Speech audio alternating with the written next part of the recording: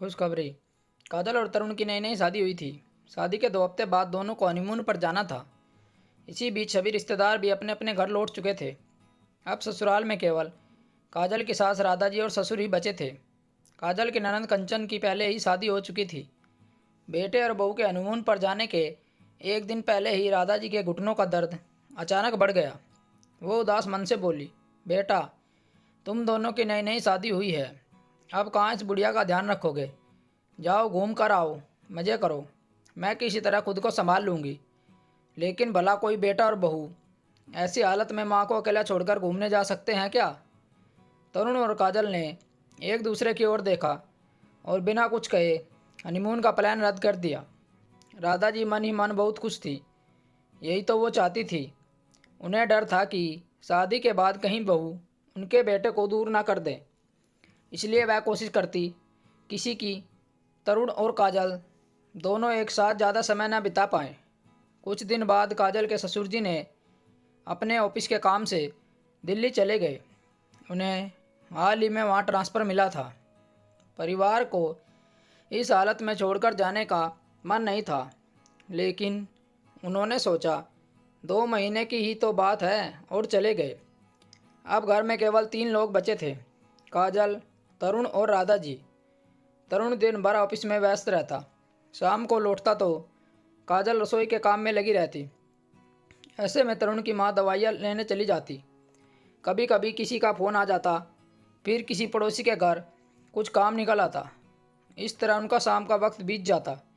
Dinner के बाद भी राधा जी काजल को देर रात तक अपने पास ही उलझाए रखती।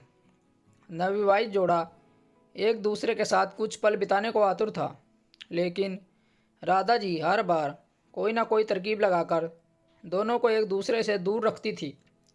छुट्टी के दिन तो जैसे उनकी तबीयत और ज़्यादा बिगड़ जाती।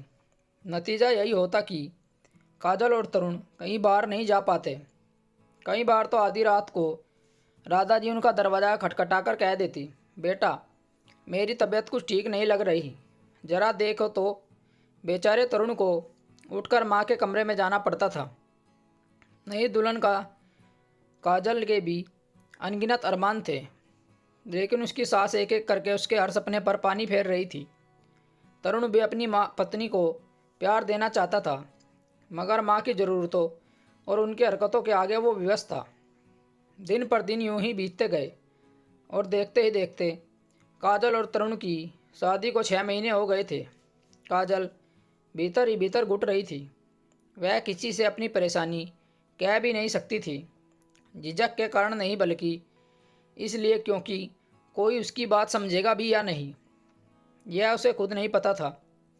एक दिन उनकी ननद कंचन का फ़ोन आया। कंचन हंसते हुए बोली, भाभी, अब तो शादी को 6 महीने हो गए हैं।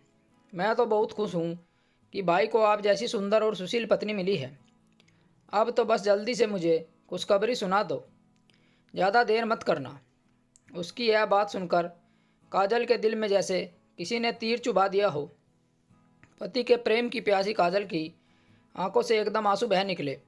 वह मन ही मन सोचने लगी, 6 महीने में मुश्किल से 1-2 बार ही हम एक दूसरे के करीब आए थे। ऐसे में ननंद जी खुशखबरी की बात कर रही हैं। बच्चे क्या पेड़ से उगते हैं जो बगीचे से जाकर तोड़ लाया जाए। काजल बुदबुदाई, यहाँ तो पति के साथ बैठने का मौका नहीं मिलता और लोगों को बस खुशखबरी सुननी है।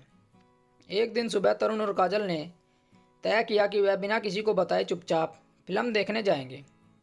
सुबह से ही सब ठीक ठाक था। राधा जी ठीक लग रही थी, पर जैसे ही दोनों तैयार होकर बाहर निकले तो अचानक राधा जी ने अपना पेट पकड़ लिया और कराहने लगी। बोली, बेटा, मेरे पेट में बहुत तेज़ दर्द हो रहा है, लेकिन तुम लोग जाओ, घूम आओ, मैं किसी तरह संभाल लूँगी। काजल ने गहरी सांस ली और मन ही मन सोचा, लो, फिर से शुरू हो गया ड्रामा। तभी दरवाजे की घंटी बजी। काजल ने जाकर खोलकर देखा तो सामने ननद कंचन खड़ी थी। वह हंसते हुए बोली, अरे वाह, आप दोनों तो बहुत अच्छे लग रहे हो। कहीं घूमने जा रहे हो क्या। तरुण ने जवाब दिया, हाँ, पर अब नहीं जा रहे। माँ की तबीयत अचानक खराब हो गई है। कंचन चिंतित होकर बोली, क्या हुआ माँ को। मैं तो उनके मनपसंद पनीर के पकौड़े लेकर आई थी। सोचा आज सब मिलकर पार्टी करेंगे।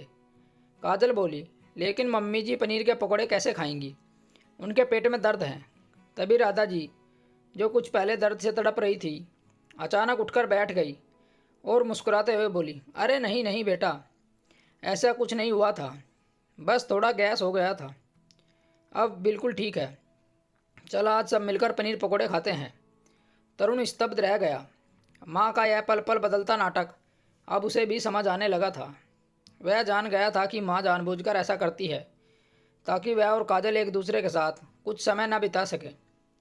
वह माँ के प्रति सम्मान और सामाजिक मर्यादा के कारण कुछ कह भी नहीं पाता था।